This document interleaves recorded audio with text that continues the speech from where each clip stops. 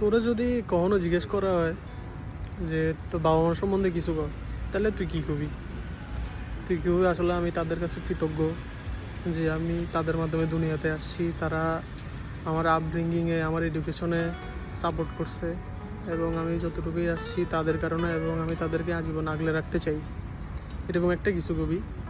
কারণ এরকম ছাড়া অন্য কিছু করার মতো আমগো আর কিছু থাকে না আমগো বাবা মার প্রতি।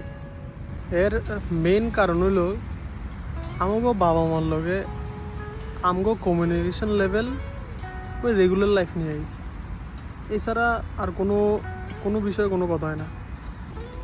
প্রত্যেকটা লাইফ স্টেজে মানুষের একটা স্ট্রাগল থাকে, আবার কিছু কিছু মানুষের এই স্ট্রাগলটা ট্রমাতে পরিণত হয়ে যায়। স্কুল লেভেলের কিছু পোলাপাইনের স্কুল লেভেলের ট্রমা থাকে, কলেজ লেভেলের ট্রমা থাকে, ভার্সিটি লেভেল, জব লেভেল, প্রত্যেকটা লেভেলে কারো না কারো এরকম একটা সাফারিংস থাকে যেটা তারা শেয়ার না করার কারণে সেটা মানে একসময় যে এটা ট্রমায় রূপান্তরিত হয়ে যায়। তো এটার পিছনে আসলে আমাকে বাবা মার অনেক বড় একটা হাত আছে। আমরা দেখি যে অনেক পোলাপাইন আছে যারা স্কুল লেভেলে অনেক ছোটো থাকে অনেক বুলির শিকার হয়, কিন্তু ওরা যখন এটা ফ্যামিলির লোকে শেয়ার করতে চায় অনেকেই পারে না। বিশেষ ক্ষেত্রে মায়ের ক্ষেত্রে জিনিসটা সবচেয়ে বেশি হয় যে তারা যখন বুলির শিকার হয় তারা ফ্যামিলির সাথে এটা ডিসকাসই করতে পারে না। আমরা মনে করি যে মানে যেসব ঘটনা আমরা শুনি ওই অ্যাসল্টের মেয়েদের, আমার তো মনে হয় প্রত্যেকটা মেয়ের লোকে স্কুল লাইফে অথবা যে কোনো একটা সময় তার টিনেজ লাইফে এই জিনিসটা হয়ই, কিন্তু একমাত্র এক্সপ্রেস করার মানুষ না থাকার কারণে, এক্সপ্রেস করার মতো কাউরে না পাওয়ার কারণে এই জিনিসটা তার ভিতরে ট্রমা হিসেবে আজীবনে লেগে থেকে যায়। এখন এই জায়গায় আমাকে বাপ মা কয়ে যায় কি কেন সে শেয়ার করবে না বিষয়টা, কারণ তুমি ওর ওই স্পেসটা দাওই নাই গা।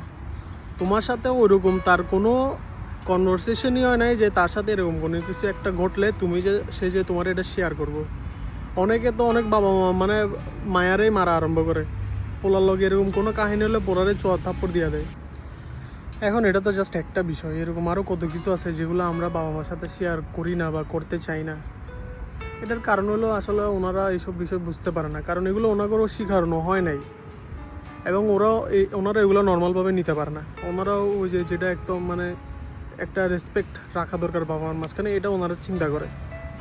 এখন এই জিনিসটার কারণে ছেলে মেয়ের জীবনেও এটা তফাৎ সৃষ্টি হয়।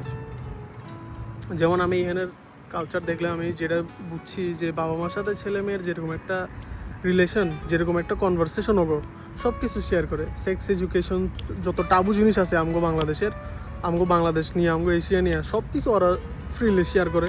এই শেয়ার করার কারণে